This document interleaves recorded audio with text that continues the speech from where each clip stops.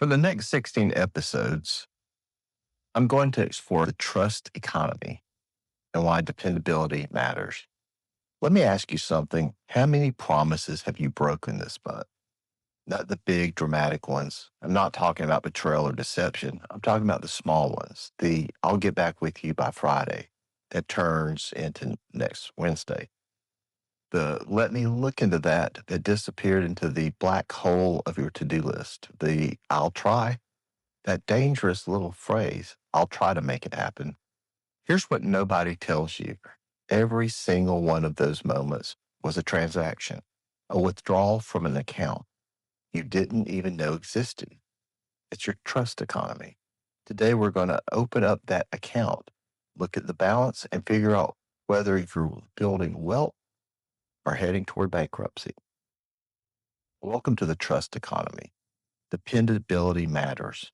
I'm Bernard. This is episode 1, The Trust Economy. Buckle up because by the end of this video, you will never look at the words. So what exactly is the trust economy? Think about it this way. We all understand financial currency, right? Dollars, euros, yen. They have value because people believe in them. The moment people stop believing, that currency is worthless. Trust works the exact same way in every relationship, professional, personal, academic. There's an invisible currency being exchanged. Every time you make a promise and keep it, you make a deposit. Every time you drop the ball, you make a withdrawal. If you withdraw more than you deposit, eventually that account is zero. When your trust account hits zero, people stop calling you. Opportunities dry up. Your team stops believing in you, not because they're mean, but because you've given them no reason to believe. And here's the beautiful thing about the trust economy. It's democratic.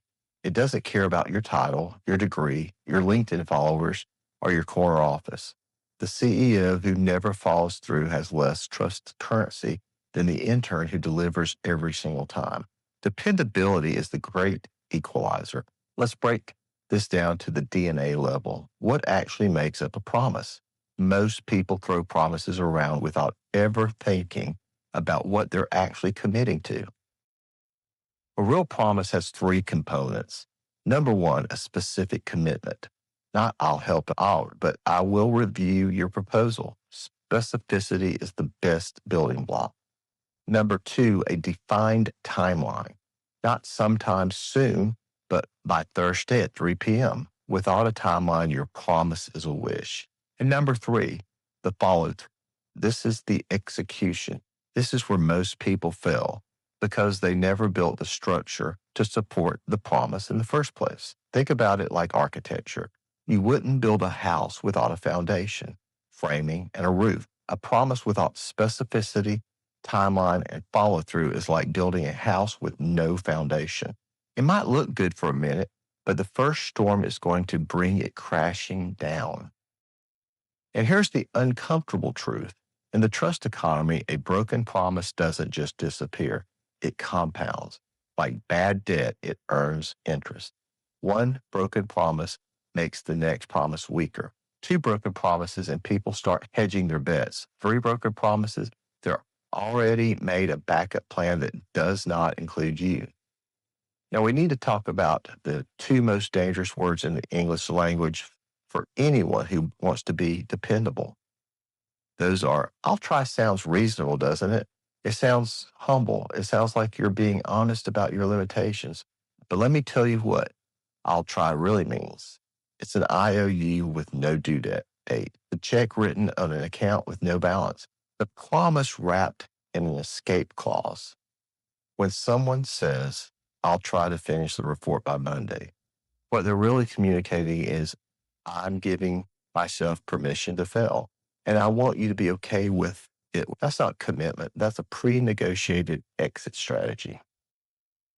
Now compare that to, I will have the report on your desk by Monday at 9 a.m. If something changes, I will let you know by Friday. Do you feel the difference? That's a deposit. That's trust currency. That's someone telling you exactly what to expect and building in accountability even for the contingency. Dependable leaders don't say, I'll try. They say, I will or I won't. Both answers are respected because both answers are honest. It's far better to say, I cannot commit to that right now than to say, I'll try and leave someone hanging. Honesty builds trust. Vagueness erodes it. So if I'll try is the enemy, what's the weapon? Due dates. Strategic, intentional deadlines that transform your promises from wishes into commitments. Let me walk you through why due dates are critical in professional, academic, and in personal context. First, due dates combat procrastination and enhance focus. There's a principle called Parkinson's Law. Work expands to fill the time available for its completion. If you have no deadline, a task that would take 2 hours can take 2 weeks. A due date creates urgency. It forces you to prioritize and execute. Second, due dates provide accountability and structure. When you set a date, you draw a line in the sand. That date says, this is when I am expected to deliver. Without it, tasks get lost, forgotten, or perpetually delayed. And every delayed task is another withdrawal from your trust economy. Third, due dates facilitate planning and organization. When you commit to a deadline, you're forced to reverse engineer the process. What steps do I need to take? What resources do I need? How do I allocate my time? That kind of thinking doesn't happen without a target date. Fourth, due dates enable people and teams to coordinate. In any project, tasks are interdependent. My work feeds into your work, which feeds into the final deliverable.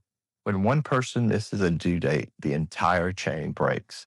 People understand they're not just managing their own time, they're protecting everyone else's. Fifth, due dates reduce decision fatigue. When you distinguish between true deadlines, the non negotiables, and self imposed deadlines, the flexible ones, you free up mental energy. You stop agonizing over what matters most because the dates tell you what matters most. And sixth, consistently meeting due dates boosts your professional reputation. It signals reliability. It signals professionalism. When you say it means something, people trust you and they can take it to the bank, the trust economy. Now, here's a powerful distinction that most people miss, and it's a game changer for your productivity and your trustworthiness. It's the difference between a due date and a due date. A due date is when the task must be finished. That's the hard deadline. That's a commitment to the other person. A due date is when you plan to actually sit down and work on it. That's your personal scheduling tool. Here's the technique that top performers use.